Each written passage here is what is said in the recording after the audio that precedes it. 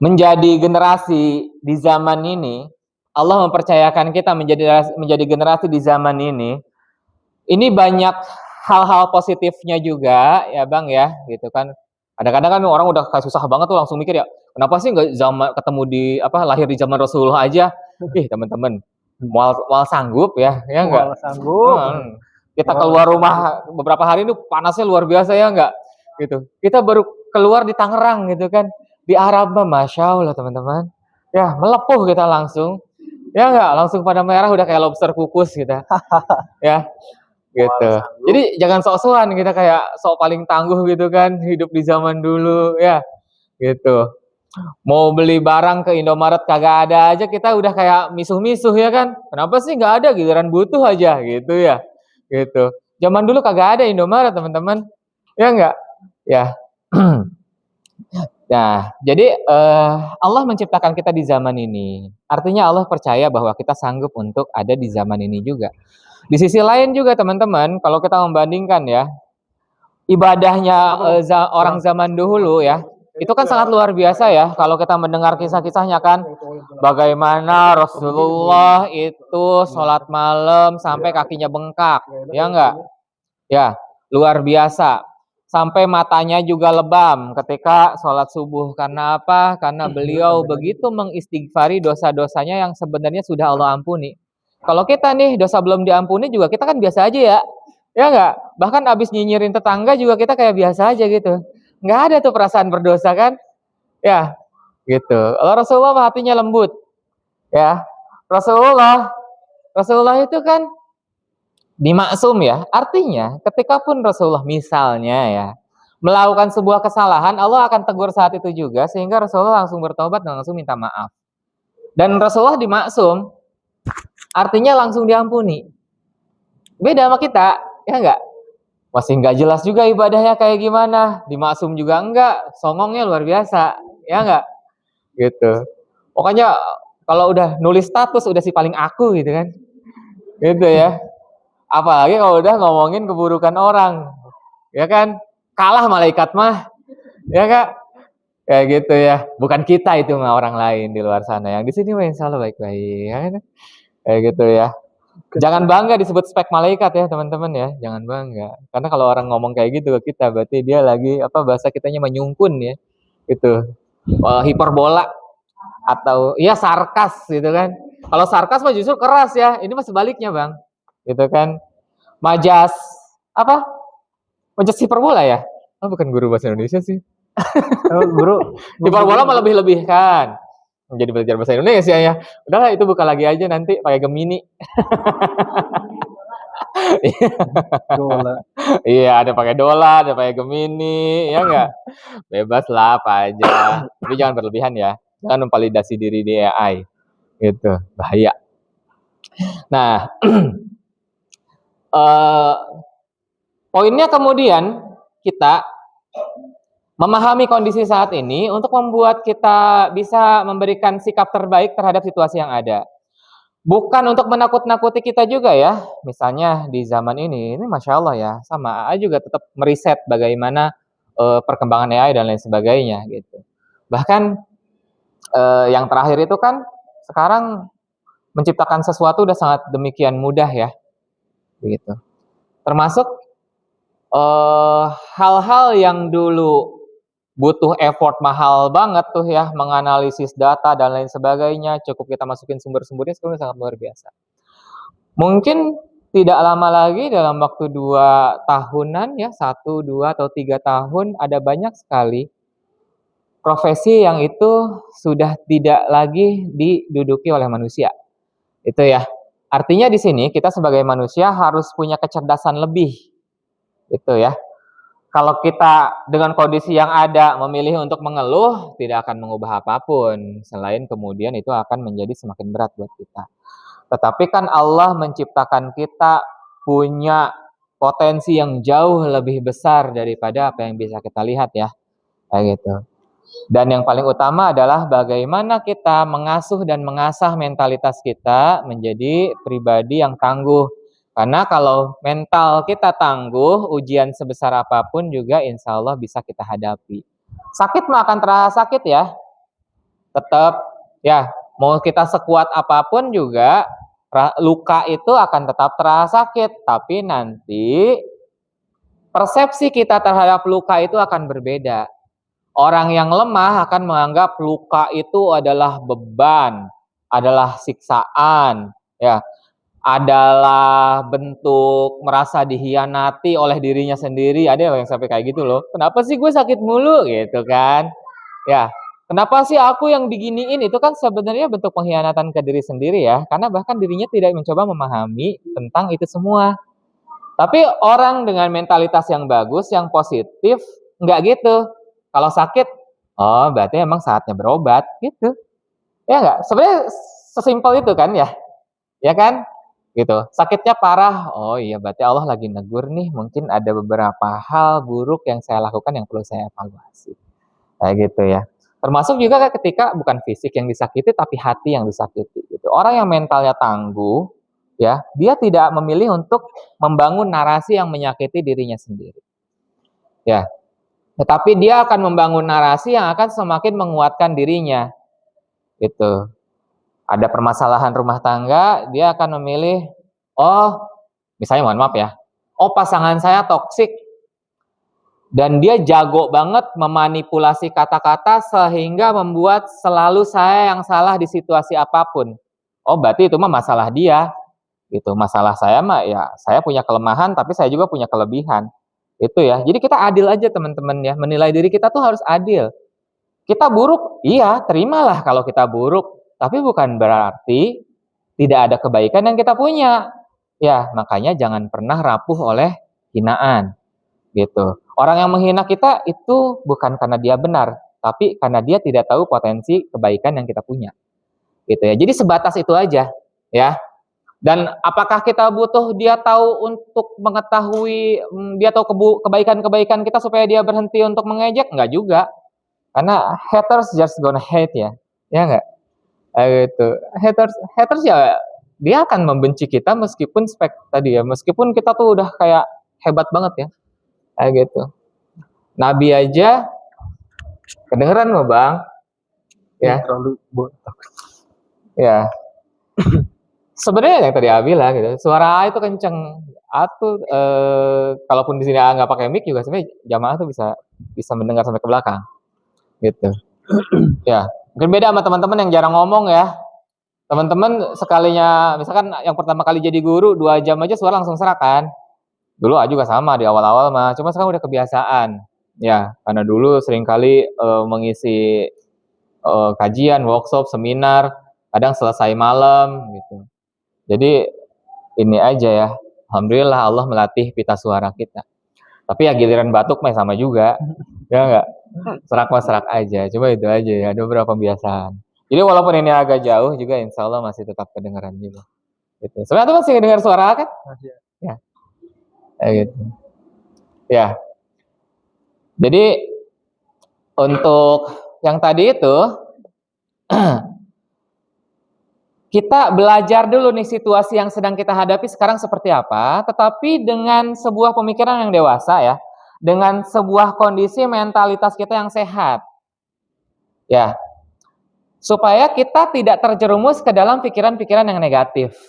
Gitu. Karena tadi poinnya mah ya, orang yang jiwanya sehat, maka dia tidak akan diintervensi atau kemudian dipengaruhi oleh lingkungannya, malah dia yang akan mempengaruhi lingkungannya. Itu ya. Punya tadi yang kita contohin pasangannya toksik gitu misalnya kan ya. Maka dia tidak akan mengizinkan pasangan yang toksik itu mengubah dirinya, tapi sebaliknya, dia yang akan mengubah pasangannya untuk menjadi baik. Gitu. Ya. Jadi seperti itulah orang-orang yang punya mental yang sehat, yang bagus. Ya, misalkan mohon maaf nih, karena kita tidak pernah tahu seperti apa wujud asli calon pasangan kita pas udah nikah, tahu-tahu ternyata banyak keburukan. Gitu. Jangan langsung menyalahkan semuanya. Ya, kita telaah dulu, konsultasikan kepada orang yang tepat kalau emang dibutuhkan. Dan kita lihat situasi apa yang bisa kita bangun untuk memperbaiki itu. Kayak gitu ya. eh, laki-laki dan perempuan sama, walaupun mungkin nanti di perempuan akan jauh lebih banyak dibutuhkan ya, karena tentang bermain rasa itu perempuan lebih dominan di situ ya. Ini bukan tentang kelemahan dan kebaikan ya, bukan, tetapi tentang kondisi aja, karena memang perempuan fitrahnya demikian dan itu bagus gitu. Ya, sehingga nanti kita tidak pernah jatuh ke dalam manipulasi yang sifatnya hanya memvalidasi perasaan kita yang lemah gitu ya. Jadi kayak apa ya, terlalu bucin, terus kemudian juga kita tahu pasangan kita itu buruk ya, misalnya sering melukai dan lain sebagainya, kata-katanya suka nyakitin gitu. Dan kemudian karena kita sayang banget sama dia, kita menerima itu. Bahkan ketika pun dia sudah melukai kita, sampai nauzubillah yang terjadi kemarin itu di Bandung, ya enggak? Sampai 3 tahun disekap, sampai kemudian buta, dan juga wajahnya hancur, ya enggak? Itu kan adalah sebuah manipulasi. Tapi di sini teman-teman yang perlu kita pahami adalah anehnya, mengapa si perempuan tersebut memilih diam saja, ya? Nah, kalau kita lihat ternyata, oh si laki-laki ini punya kemampuan manipulasi. Yang kemudian lama-lama membuat si perempuan itu merasa dirinya tidak berdaya dan juga dalam tanda kutip berhak untuk dibegitukan. Ya. Nah, jangan sampai kita sampai seperti itu ya. Ya. Perempuan banyak, korbannya banyak. Laki-laki ada juga. Ya. Cuma biasanya kalau laki-laki malu. Kalau ada laki-laki yang kemudian dia dizolimi oleh situasi, dia malu untuk mengungkapkannya, karena laki-laki kan gengsinya luar biasa ya. Padahal bukan berarti laki-laki juga tidak pernah dilecehkan, kayak gitu. Ini mah sama aja ya, kita tidak melihat siapa yang jauh lebih jahat, tidak. Sama aja, judulnya manusia. Setiap manusia punya potensi kebaikan dan keburukan, gitu. Nah makanya di sini kita melihat itu, ditambah situasi yang ada sekarang. Bagaimana caranya agar kita bisa bertahan dengan segala ujian yang terjadi saat ini.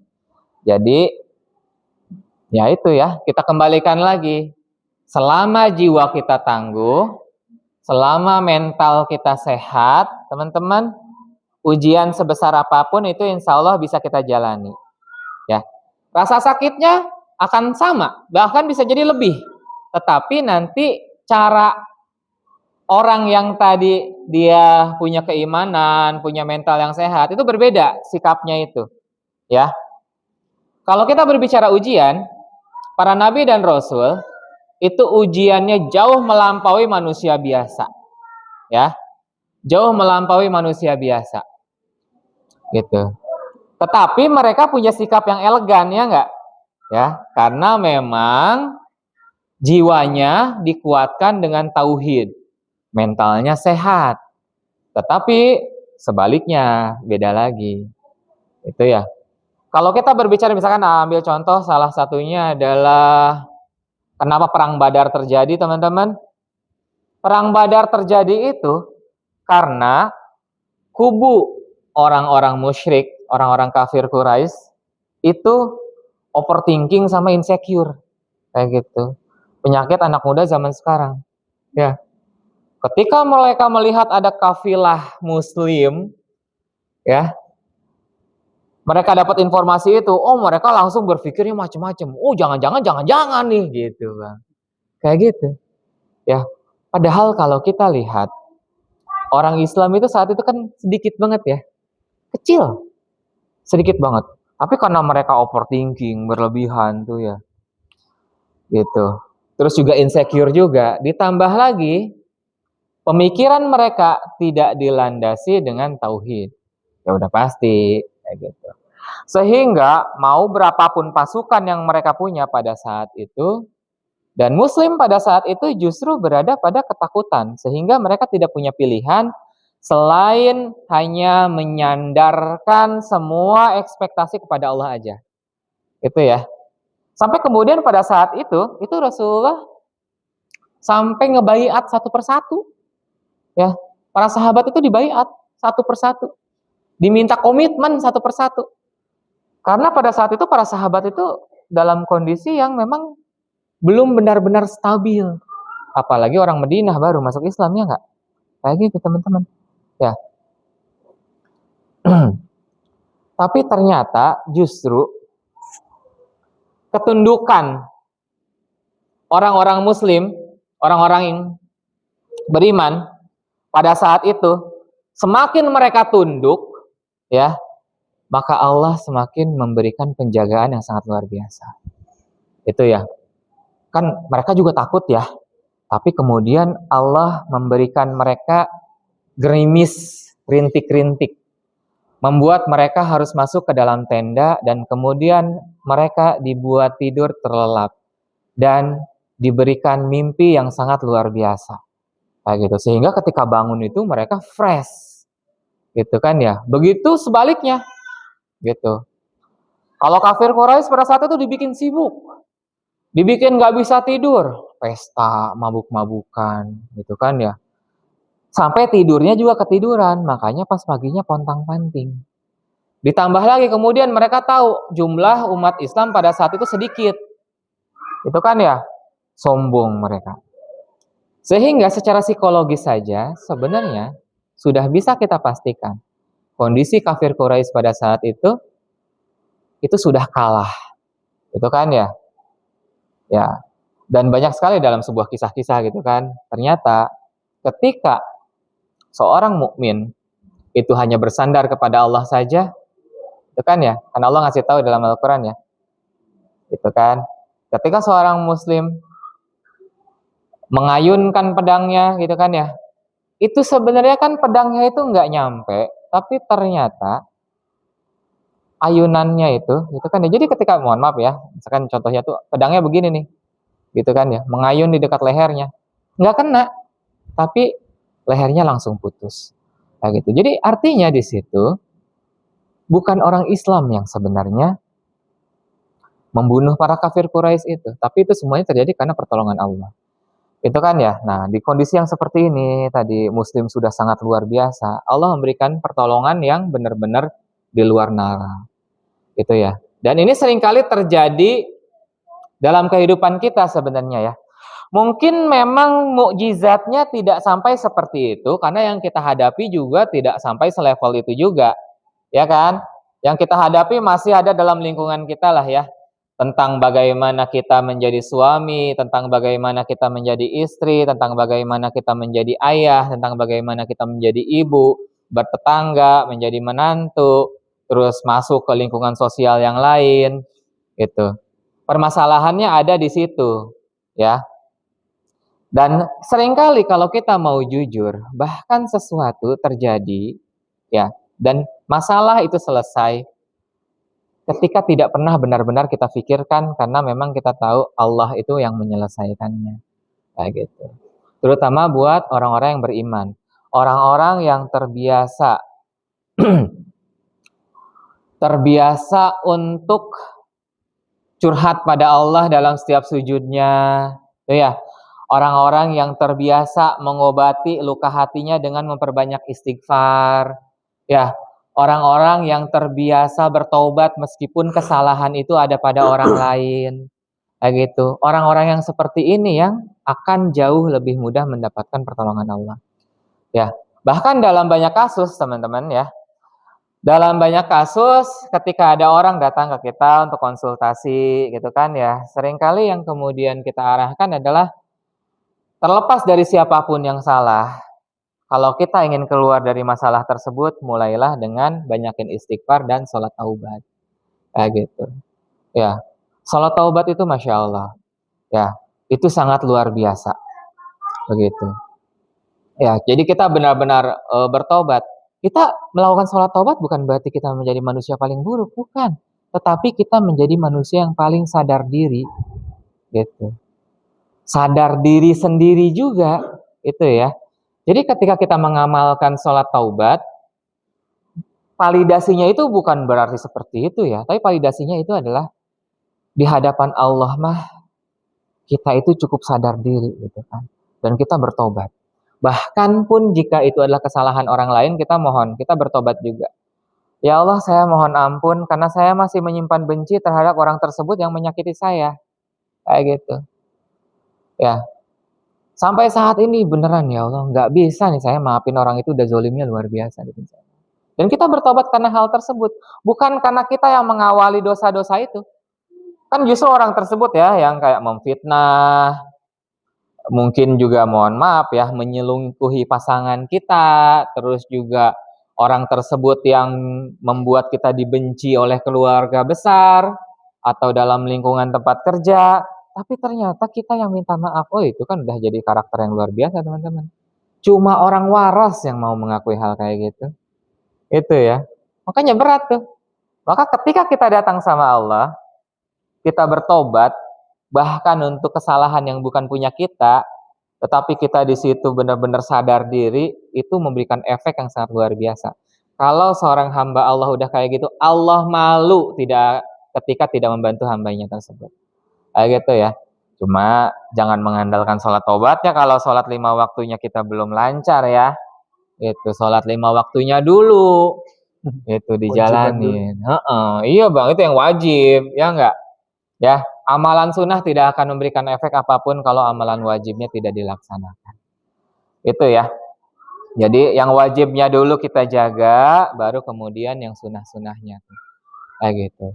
Karena juga sering menyarankan pada klien-klien kita agar kemudian tadi ya, tapi tergantung kita lihat dulu ya, karena ada beberapa klien kita kan yang mungkin secara mentalitas masih perlu dijaga dulu atau ibadahnya juga masih belum terjaga. Kalau yang kayak gitu ya kita arahkan untuk rutinin dulu sholatnya. Tapi kalau sholatnya udah rutin, ayo tambahin nih sama sholat taubatnya. Kayak gitu. Dan alhamdulillah ya, mohon maaf ya, tidak bisa mengundang mereka untuk hadir. Karena juga ya kita harus punya adab ya. Ada orang punya masalah, masa kita mau diumbar-umbar ya enggak? Nah, gitu kan. Jadi testimoninya cukup dari kita aja. Termasuk permasalahan yang dikejar hutang yang sangat luar biasa, ya. Terus punya masalah yang sangat luar biasa.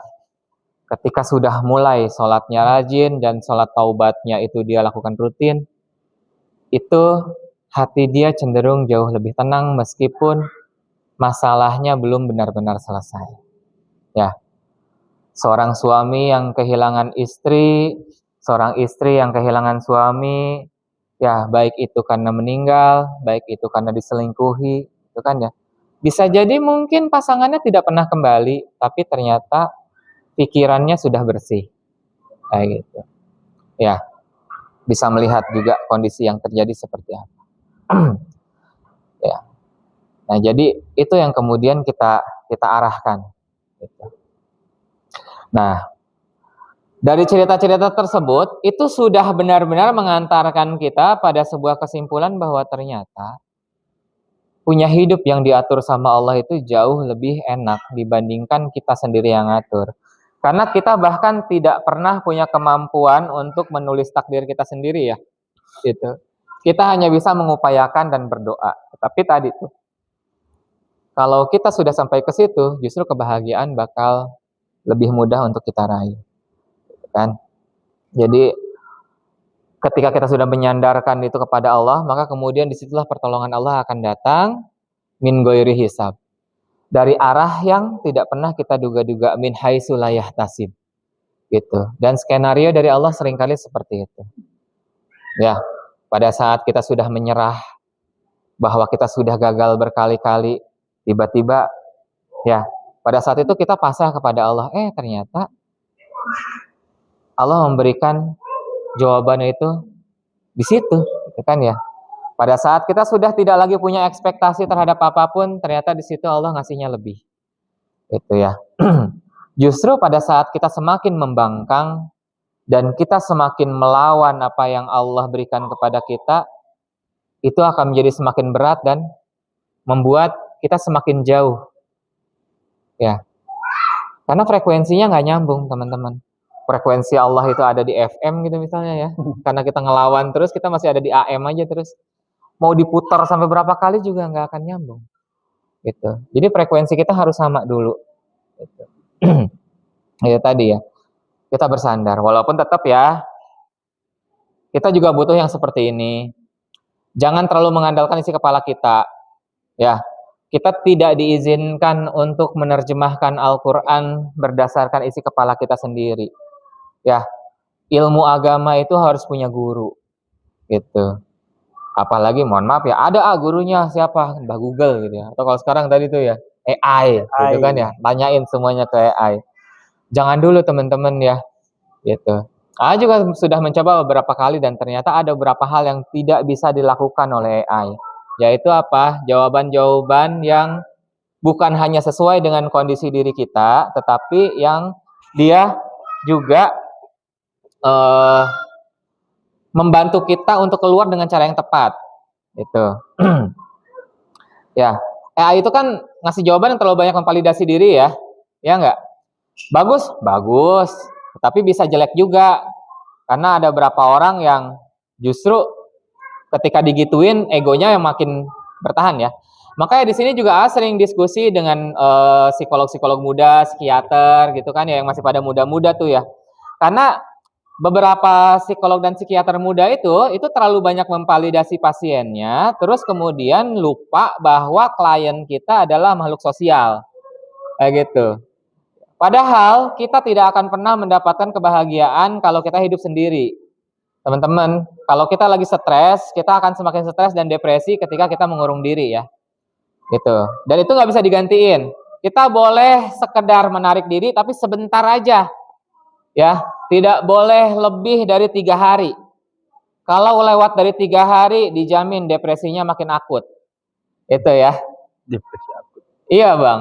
Nanti kemana-mana lagi bang. Apalagi kalau udah sampai ngedengar suara-suara dari luar, itu kan udah masuk skizofrenia ya. Gitu. Jadi teman-teman kalau udah mulai depresi, nggak apa-apa kasih waktu diri kita untuk healing, tapi jangan jadikan itu alasan. Gue kan lagi depresi nih, gue lagi pengen sendiri. Jangan. Gitu. Kalau bisa kita keluar saat itu juga, kita keluar. Ya. Nangis sama temen walaupun diomelin jauh lebih baik daripada kemudian kita nyimpan itu semuanya sendiri. Misalkan kita mohon maaf ya, bahasa kalian tuh kayak digoblok-goblokin temen gitu kan, karena nggak nurut gitu kan. Kayak gitu ya misalnya ya. Itu nggak apa-apa, jauh lebih baik dibandingkan kita pendam itu semuanya sendiri. Ya. Nah, zaman sekarang tuh banyak arahnya ke situ, Bang. Jadi kayak validasi diri di TikTok, di Instagram itu kayak self love-nya itu sampai ke tahapan toksik ya. Dan itu nggak bagus, itu bikin penyakit mental. Ya. Jangan seperti itu. Jadi semakin kita depresi, kita harus semakin membuka ruang sosial kita. Meskipun kita orang paling introvert ya. Kayak gitu. Jangan jadikan introvert sebagai alasan kita tidak keluar, itu toksik. Ya. Kayak gitu. Kita harus bisa keluar, ya. Dan mulai sekarang nih buat yang di sini gitu ya, teman-teman usahakan kita ngobrol sama orang rumah. Sehari itu minimal 2 jam lah kita ngobrol sama orang rumah. Ya kan? Ngobrol sama ibu, sama bapak, sama adik, sama kakak. Usahain harus ada tuh aktivitas kayak gitu. Ya, harus ada. Supaya apa? Supaya mentalitas kita sehat. Allah menciptakan kita itu menjadi makhluk sosial. Rukun Islam aja itu adalah ibadah sosial semuanya. Gitu. Ya, rukun Islam itu rukun bahagia. Ibadah yang ada dalam rukun Islam itu sebenarnya bukan kewajiban, tetapi itu adalah standar untuk membangun kebahagiaan kita. Gitu. Ya, aslinya mah ya. Jadi Allah itu tidak menyuruh kita buat merangkak-rangkak menghamba kepada Allah, selain itu kemudian untuk membuat kita menjadi pribadi yang bahagia. Sebenarnya. Kayak gitu. Allah tuh nggak kayak atasan toksik. Ya nggak? Kalau atasan toksik kan pengennya dipuji mulu, ya nggak? Ya nggak? Dia nyuruh langsung dikerjain kayak gitu. Sholat yang wajib aja kalau kita lagi sakit boleh. Kalau kita dalam perjalanan kita tunda boleh. Allah mah nggak toksik. Itu ya. Makanya mohon maaf nih kalau ada orang menyampaikan agama tapi bahasanya itu kayak toksik banget, hati-hati juga. Karena yang sedang kita bangun itu adalah kecintaan kita kepada Allah. Gitu kan. Hati-hati gitu. Bagaimana mungkin bahasa cinta diberikan dengan ujaran kebencian? Itu kan ya. Yang bikin sedih juga kadang-kadang dalil dipakai, Al-Qur'an dipakai untuk menghukumi orang lain. Gitu ya. Apalagi kayak ucapan-ucapan orang lagi kena musibah disebutin. Lu sih jarang sedekah gitu kan ya misalnya kan. Kayak gitu ya. Wah, itu udah parah sih. Nggak demen lah ngedenger orang apa ya jadiin agama itu untuk jadi bahan menggunjing itu ya. Karena itu kan bahasa Allah itu kan Islam itu rahmatan lil alamin. Islam itu agama yang seperti ini enak gitu kan. Kayak gitu. Tapi juga jangan kita ngegampangin juga ya. Tadi. Sholat wajib iya buat kita gitu kan. Emang Allah butuh gitu. Mau sehusa apapun Allah nggak pernah butuh sholat kita. Dibuang ya. Sholat kita mah kagak ada sebanding ya Allah kagak ada setai kukunya kayak sholat Rasulullah tuh nggak ada. Ya. Dikiranya Allah butuh gitu enggak. Allah tidak pernah butuh kesolehan kita. Kita yang butuh. Makanya tadi tuh ya, rukun Islam itu rukun bahagia sebenarnya. Ya. Nah, kita balik lagi ke poin kita itu kan di mana kita membutuhkan sebuah lingkungan sosial. Nah, kalau teman-teman lihat kenapa sekarang makin banyak menjamur orang-orang merasa dirinya punya masalah mentalitas karena memang kita sudah mulai menganggap dunia digital sebagai lingkungan hidup kita. Itu ya. Kita sehari bikin story, bikin status, lihat WhatsApp, lihat medsos. Kita merasa itu perlu dilakukan, tapi menyapa teman jarang. Ya. Ngobrol sama orang tua jarang. Gitu. Kumpul sama teman-teman ya. Hal yang bagus tentunya ya, jarang juga gitu kan ya. Tetapi kalau untuk yang tadi tuh Bang scrolling itu kan ya, kita udah paling enak gitu ya, apalagi udah rebahan kan ya. Ya enggak? Sampai punggung kita jerawatan gitu kan ya. Kenapa coba? Lembab, kotor emang ya. Lu kagak mandi lu? Iya gitu kan. Aduh lupa waktu nih gitu kan ya. Iya kan? Ya. Ya. Kelihatan tuh ketika bilang punggung jerawatan langsung garuk-garuk punggung gitu ya. Ketahuan kan. Ya kan? Ya. Jadi itu kita banyak menghabiskan waktu. Bahkan validasi media sosial sudah kita anggap sebagai validasi yang nyata, padahal orang yang komentar tidak pernah benar-benar peduli dengan kita di saat yang sama. Itu ya Bang ya. Kadang-kadang orang juga nge-like itu ya cuma sekedar, oh bagus nih like. Abis itu emang dia peduli? Enggak. Itu kan ya. Itu teman-teman. Kalau tidak benar-benar berhubungan dengan dirinya sendiri. Nah, kalau kita sudah menjadikan dunia digital sebagai lingkungan internal kita, maka harus kita imbangi dengan lingkungan yang nyata. Tadi ya, manusia tidak pernah diciptakan untuk menjadi makhluk individual. Manusia itu fitrahnya diciptakan untuk menjadi makhluk sosial. Itu ya. Semakin dewasa kan lingkungan sosial makin sempit ya.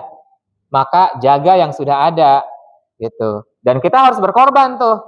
Namanya punya teman, ada yang si telat mulu, ya enggak? Ada yang si ngeluh mulu, ada yang si cerewetnya minta ampun. Ya. Gitu kan. Emang kita paling sempurna? Enggak, ternyata kita adalah si paling nyebelin gitu ya. Karena apa? Kita selalu judgmental ke teman kita, ya kan? Pansi lu ngeluh mulu hidup gitu kan, ya enggak? Kayak gitu. Nah, ketika kita sudah punya lingkungan sosial, jaga itu baik-baik, dan itu sudah pasti akan menyakiti kita, teman-teman. Ya, punya sahabat itu bukan berarti kita punya bantal guling yang siap kita lempar, ngedengerin kita sambil diem aja, gitu kan? Ya, enggak. Dia juga manusia. Otomatis kita juga harus siap. Kalau janjian sama dia, kadang-kadang mungkin dia lupa atau apa. Nggak usah pakai kata-kata, lu kan temen gue harusnya ngerti. Enggak, gitu. Kita harus ngerti duluan. Ya, kita sedang berbicara teman yang nggak toksik ya. Gitu. Tapi memang itulah ya, dalam lingkungan sosial, usahakan. Kita harus punya. Hatta ketika pun kita sudah menikah. Perempuan harus punya lingkungan sosial di luar dari rumahnya. Laki-laki harus punya lingkungan sosial di luar dari rumahnya. Kita harus ngasih waktu buat pasangan kita punya lingkungan sosialnya. Ya Bang ya, gitu. Pada saat itu terjadi, kita ngambil resiko, ya. teman kita, istri kita pengen kumpul sama teman-teman alumni, jangan dicurigai dia ketemu mantan dia dulu, gitu kan? Kayak gitu, ya. Ya ketemu mah pasti kali namanya reuni ya nggak? Ya reuni mah ada gitu. Tapi belum tentu juga dia bakal CLBK kalau kitanya baik-baik aja mah ya. Gitu. Kalau kitanya tidak bisa sih bisa jadi ya. Atau mental perempuannya udah begitu. Gitu ya. Laki-laki juga sama. Kalau mental selingkuh mah ya nggak usah nunggu reuni gitu kan. Nggak reuni juga dia samperin kok. Gitu. Nah, jadi kita harus ngasih waktu. Ya, pada saat istri kita ketemu temennya kita asuh semua, gitu kan? Kita asuh semua anak-anaknya, ya. Tapi biasanya jarang terjadi ya, karena nanti belum apa-apa istrinya baru mau nyampe tempat itu kan udah teleponin suaminya, "Mah ini kalau susu berapa ini ya takarannya?" gitu kan. Kayak gitu ya biasanya kalau kita. Begitupun sama sebaliknya, gitu kan? Laki-laki juga itu harus punya lingkungan sosial, maka istri pun harus mengizinkan, asal jangan berlebihan juga. Seminggu sekali dia sampai pulang agak larut karena ketemu sama teman-temannya nggak masalah. Tapi kalau itu terjadi sampai setiap malam, ya itu udah nggak benar, ya udah nggak boleh. Walaupun itu atas nama hobi, ya laki-lakinya suka banget main bola gitu kan di kampung gitu. Itu kemudian main bola sampai tiap hari itu begitu ya. Itu berarti dia belum tahu tanggung jawab sebagai seorang laki-laki. Kayak gitu. Oh, tapi kalau untuk sekali-kali itu harus teman-teman ya. Alasannya mancing sampai iya nginep karena emang jauh ya. Kalau itu sebulan sekali sih silahkan. Ya kalau sampai nginep-nginep kayak gitu ya. Kalau itu setiap minggu itu ukurannya udah di luar tanggung jawab. Perempuan juga sama. Sedekat apapun dia sama temennya tetap ya dikasih waktu harus, tapi berlebihan jangan. Gitu ya. Apalagi lagi teleponan sama teman, yang diomongin pasangannya. Jangan. Kalau teman kita lagi curhatin pasangannya, ada pasangan kita di depan, kita pindah dulu. Itu ya. Kayak gitu. Kita pindah dulu. Jadi jangan ngomongin misalkan perempuan sama perempuan teleponan ngomongin laki-lakinya karena nanti biasanya kita akan dengan tidak sengaja ngomongin pasangan kita juga di situ. Itu ya. Jadi hindari dulu. Itu kan. Sama, laki-laki juga sama seperti itu ya. Teleponan, teman kita curhat, ngomongin istrinya, jangan di depan istri kita juga. Istri saya mah kepo, kasih tahu. Ya enggak? Kayak gitu ya. Kasih tahu. Itu. Nah, jadi poinnya Ad juga tidak mau terlalu panjang lebar ya. Kita sesuai tema aja. Pada saat kita benar-benar kita sudah tahu situasi yang kita hadapi ini seperti apa, ya, dan kita membangun kapasitas diri kita dengan keilmuan yang bagus, ibadah yang bagus juga, ya.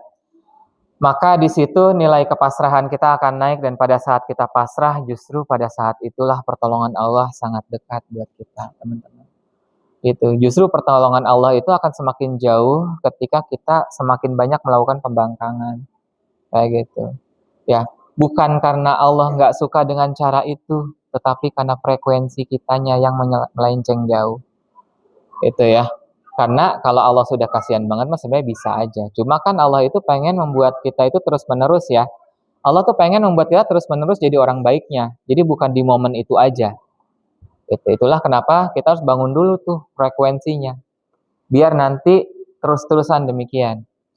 Gitu. Kalau memang berat ya salah satunya dengan rutin mengikuti kajian bisa, karena tiap minggu pemahaman kita terus di-upgrade, pemahaman kita terus dikuatkan, gitu ya. Oh saya mah orangnya ini senggol bacok gitu ya misalnya ya, kayak gitu. Ya dikit-dikit lah. Kalau tiap minggu kita mendapatkan masukan seperti ini kan insya Allah ya perubahan akan terjadi dalam 3 bulan, 6 bulan, 1 tahun. Di sini juga teman-teman silahkan ketika ketemu di sini teman-teman yang ada di sini jangan ngambil manfaat sampai sampai merugikan orang lain ya. Tapi kalau mau berkomunitas silahkan ya. Karena ada juga jamaah yang kita sesama grup loh gitu kan ya. Tapi kemudian ternyata tujuannya aneh gitu ya. Jangan ya. Ini mah cuma sekedar kita sama grup mungkin nanti eh, mau pulang kajian ada silaturahim di mana silahkan itu mah ya. Selama itu masih dalam koridor yang positif. Karena kita butuh hal-hal semacam itu. Ya. Atau di sini duduk sebelum kajian dimulai kenalan dulu dengan teman samping kiri, samping kanan. Itu kan ya. Barangkali nanti kita bisa deket. Ya, minimal untuk itulah memvalidasi dalam kebaikan ya, bukan memvalidasi dalam keburukan. Karena insya Allah nanti kalau kita rutin, kita akan kumpul lagi kan ya di surganya kelak nanti kalau Allah ridho. Kayak gitu. Masa nanti sama sahabat surga kagak kenal. Dulu waktu di dunia kamu siapa ya gitu kan. Walaupun nanti kan usianya juga usia-usia yang tingkat kematangannya pas ya Bang ya. Kayak gitu. Dulu kayaknya hidung kamu bopak deh gitu kan. Kan udah masuk surga mah udah cakep-cakep semuanya kan. Beda-beda ya. Tapi kita hafal gitu kan ya. Jadi wajahnya mirip tapi dengan versi yang lebih menawan gitu kan seperti itu. Dulu kamu kayaknya begini gitu kan. Emang akan seperti itu ya diceritakan gitu. Bahkan sama orang tua kita juga kayak gitu. Dulu kamu di dunia dulu jadi orang tua aku ya gitu. Ya, kayak gitu. Di akhirat itu seperti itu karena kalau di akhirat itu udah masing-masing ya.